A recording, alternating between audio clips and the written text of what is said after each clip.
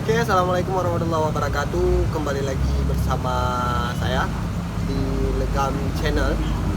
Alhamdulillah hari ini kita sudah bersama Bang Ahlul.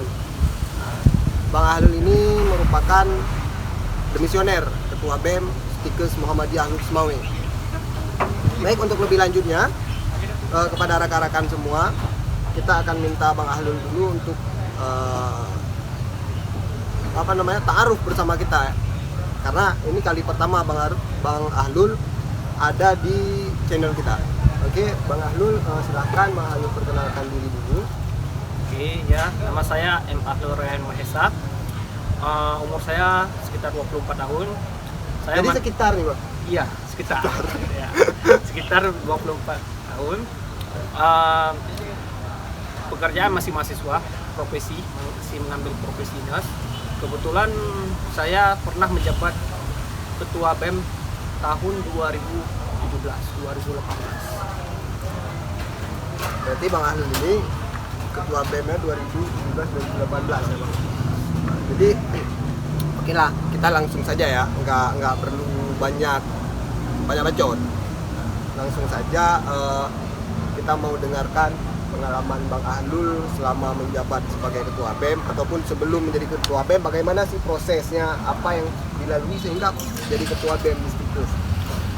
Kebetulan waktu di situ saya di BEM waktu itu junior, jadi saya ketika itu tidak tahu apa-apa, tidak tahu apa yang namanya organisasi, apa yang disebut tentang BEM itu. Tapi cara saya merangkum untuk berbicara dengan orang-orang ini, cara merangkum untuk berbicara dengan kakak-kakak letting, dan termasuk saya juga termasuk dekat dengan senior-senior juga. Berarti Ronio ahli dalam kepa orang ya. Ya. Gimana cara melup bahasa Aceh ya. Melup. Ibarat ji tamulup, nah hana tamulup lagi kan. Kira ju hana mungkin tanyo najaingan. Ibarat ji tanyo harus ramah lah. Ibarat gimana dipegang? Senyum itu adalah ibadah. Berarti hana pre ibadah.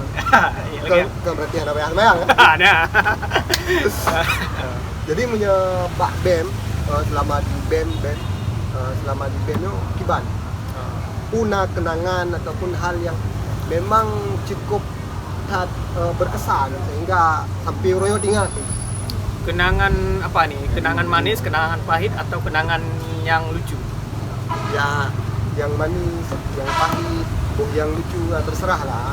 Jadi yang kawan-kawannya kan pasti pengen tepu lah. Selama Bang Ahlul di BEM kan hal-hal yang terjadi. Itu yang sangat membekas. Kalau misi yang manis, sebenarnya sih kami misi Dapurga Haju kamu ini di BEM sangat sangat memang gimana, sangat dihargain di waktu masanya manteng wakil 3 kemahasiswaan waktunya Pak Mustianto sebelum pergantian Pak Adami. Waktunya kebetulan kamu sangat dihargai oleh Pak Mustianto sebagai wakil 3 kemahasiswaan. Pak Anto sendiri berkorban untuk kamu. Yang sebenarnya kamu pernah membuat suatu kegiatan yang sangat besar, yaitu nursing camp di tahun 2016. Tapi itu sebelum saya menjabat di Ketua BEM. Di tahun itu pun juga Pak Anto sendiri berkorban, ibaratnya moto yang Pak Anto yang mentang ibaratnya hana layak bagi gejuk kamu. Tapi kok yang gejuk sabuk motonya untuk ya jemput pada acaranya nursing campnya seluruh Indonesia. Untuk istilahnya jemput delegasi dari terminal kah atau bandara kah? Dan motoan gimana? Moto kampus, motonya? Oh, moto kampus kebetulan notenya hana ini. Istilah haji kebegabat kamu mogok oleh alasan rela dia. Sangat pensi betul. Pedis jenderal. Karena di saatnya beralasan kamu harus bayar. Ibaratnya harus bayar ke supir, harus bayar Mia. Kamu pegang nursing campnya sangat pensi gitu. Karena nursing campnya kamu waktu tugasnya tidak pernah gimana meminta ada, tapi harus mudah. Ya. Tapi Yang posisi Ahlun ketua BEM bukan kamu? ya kalau Belum. Jadi kegiatan nursing camp itu sebagai anggota dulu, sebagai anggota di BEM. di BEM. Berarti yang laksanakan nursing camp itu BMG. BMC. Tapi di Inan tidak pernah yang termasuk untuk kamu karu dengan organisasi lain, tapi tetap kamu saling menjaga silaturahmi wadena. Oh, berarti organisasi lain sih maksudnya? Ada wadena.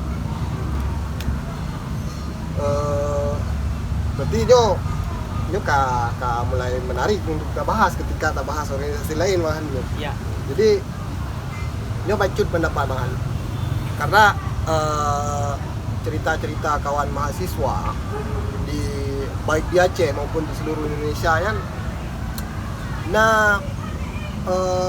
keresahan ketika terlibat organisasi eksternal, entah bentuk OKP atau ormas yang kemudian masuk ke ranah kampus sehingga ikut campur tangan yang mungkin kawan-kawan menganggapnya terlalu jauh campur tangan organisasi eksternalnya.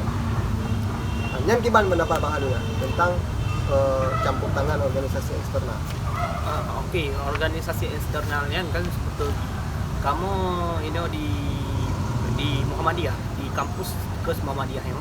Jadi organisasi ada beberapa organisasi yang terdiri yang selama Pak Ibrahim menjabat. Ya. Di saat organisasi yang ada di Muhammadiyah, Pak Ibrahim Matemasayan sangatlah positif untuk memajukan kampus. Tidak memandang bulu, ibaratnya tidak memandang bulu si misu umpamaji BEM anak Muisa, sedangkan organisasi lain Muidua tetap sama.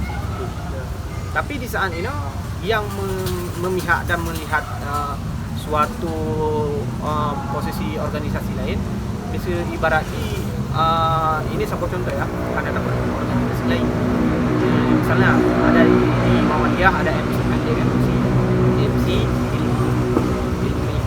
Ilmaka, itu termasuk organisasi luar tapi termasuk ke dalam juga. Tapi yang aktif di situ adalah IMM, BEM, IMM. Nah, BEM IMM ini adalah satu wadah untuk memajukan kampus. Sedangkan BEM adalah organisasi di dalam kampus. Iya. Sedangkan IMM organisasi di luar kampus. Sebenarnya organisasi BEM ini sebelum BEM dengan IMM ini memang IMM-nya sebetulnya awal IMM-nya yang berdiri.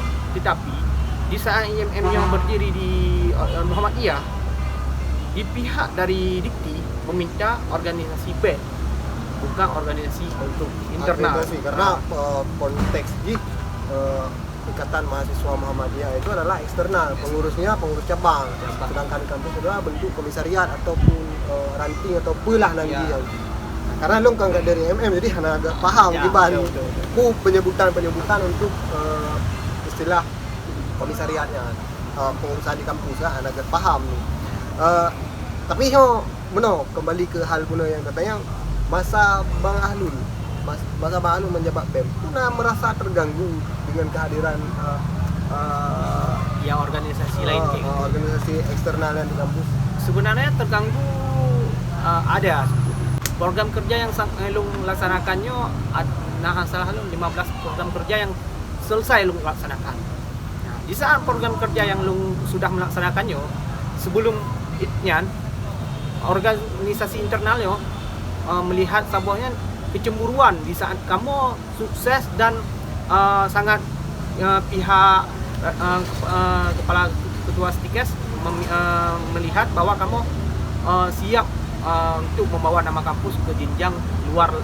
Ya, artinya ada nilai positif juga dari sifat kecemburuan organisasi ya. Artinya ketika organisasi A, BM dalam konteksnya lebih aktif, kemudian yang lain ikutnya, yang kan untuk memacu adrenalin kawan-kawan organisasi lain untuk melaksanakan kegiatan sih Masing-masing. jadi nilai positif di kemudian untuk pengurus BEM Gino gimana pandangan Bang Ali? Kalau pengurus BEM gitu sih saya sangat kecewa kecewanya di saat sekarang organisasi ini kembali dipegang ibarat namanya anak aktif. Nah, di masa 2016 itu pertama kali BEM Stikers Muhammadiyah aktif menjalankan program-program kerja di saat berkelanjutan 2017. Sedangkan di 2018 juga aktif, tapi tertahanlah anggaran. Sedangkan di tahun 2019 sampai 2020 ini tidak ada kegiatan sama sekali. Berarti memang hanya gerakan satu sehingga menimbulkan kekecewaan. Artinya kekecewaannya timbul karena grafik yang itu. Yan paham lung Bang Anul. Dalam proses aktif anak aktif. Ini kira-kira menurut Bang Anul, nah pengaruh dengan keterlibatan eksternal di dalam? Kalau dalam pengaruh sih mungkin awalnya gara-gara karena mungkin sekarang ketua wakil 3 orang baru, ketua wakil 2 orang baru, dan ketua stikes 2 orang baru. Jadi lagi manteng perlu penjajakan untuk memahami kiban karakter organisasi di kampus Stikers Muhammadiyah sendiri.